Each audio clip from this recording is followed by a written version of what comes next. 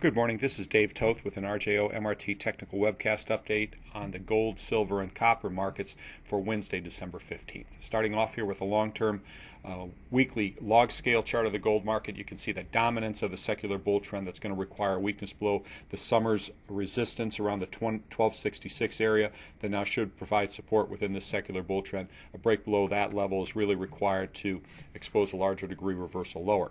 In this regard, we maintain a generally optimistic outlook on the gold market, but obviously have to allow for some smaller to intermediate term corrective setbacks. We believe that's what might be happening over the past week or two. Looking here at a 4-hourly chart, you can see last week's setback that has thus far been retraced 61.8% to yesterday's 1408 spot 90 intraday high, and then the market has set back again, and we think perpetuating this lateral range-bound threat that, at least in part, we think is due to lighter holiday trading perhaps, and certainly the inverse correlation on a short-term perspective between the gold market and the US dollar index. We had a pop in the gold market on Monday as a result of a setback and a break below an important low in the U.S. dollar index, and by virtue of the U.S. dollar index recovery yesterday and overnight, you can see a setback in the gold market. And again, a lot of traders from a very short-term perspective are basing directional decisions on on markets like the metals, energy complex, even some of the softs, solely due to the intra-range direction in the U.S. dollar index.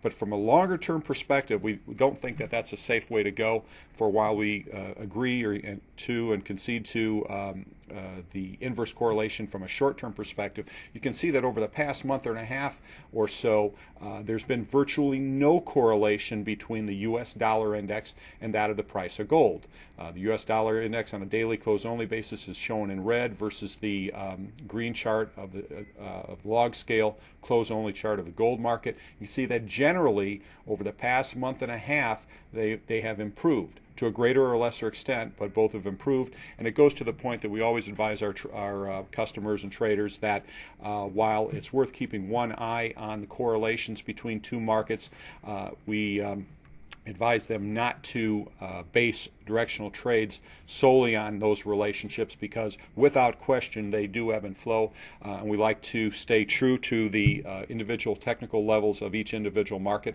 And in this regard, while another concern for the gold market specifically is the developing potential over the past month and a half or so of a rising wedge pattern. Now, rising wedges happen under two conditions and warn of two things: either a long-term waning of strength that ultimately warns of a major reversal lower, or a coiling up ahead of an explosive resumption of the prior trend in place, in this case obviously the bull trend.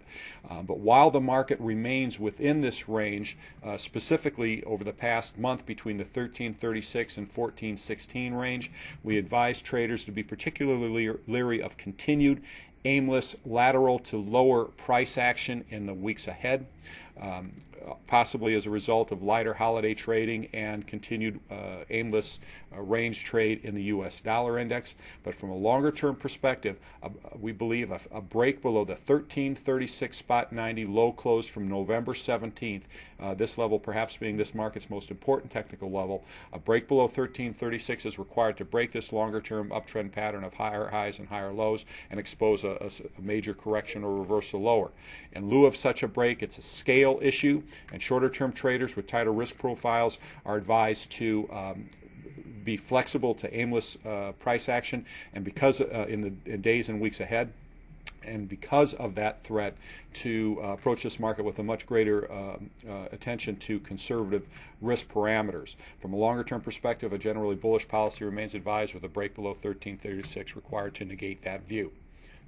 Similarly, in the silver market, weekly log scale chart here, you can see the dominance of the secular bull trend that is not expected to end anytime soon. From a daily, moving to a daily log scale chart, you can see the market generally holding levels or gains above former resistance, new support from the $28 the figure area, weakness below at least that area, and preferably the 2640 corrective low from November 26th is required to even defer the secular bull and ahead of a larger degree correction lower, let alone expose a major reversal lower.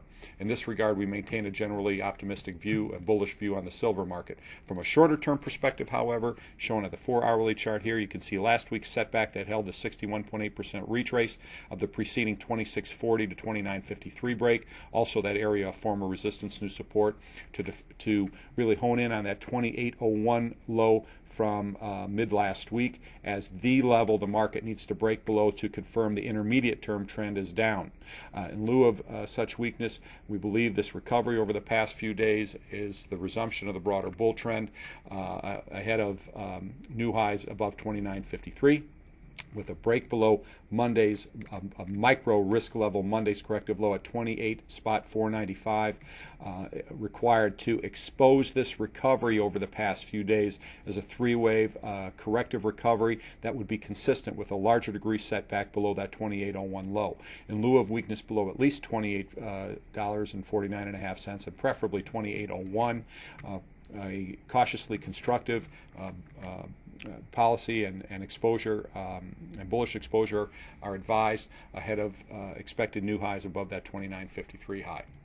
And finally, looking at the copper market on a long-term weekly scale amidst historically bullish sentiment levels and arguably waning upside momentum, you can see the market's pressure on the May 08 all-time high at 426.05.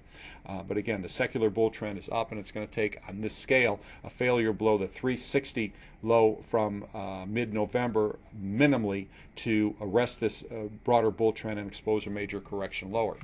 Interestingly, from a daily log scale perspective shown here, you can see the developing prospect from the June 7th low at 272, the developing prospect that this latest phase of the rally from the mid-November low, the November 17th low at 360.65, this latest phase of the rally could be the completing fifth wave of a broader five-wave sequence up, Elliott wave sequence up from that June 7th low that would expose a larger degree reversal lower.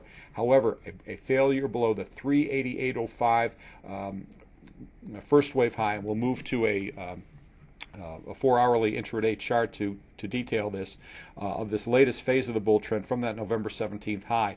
The 388.05 level from November 19th defines the end of that first wave up.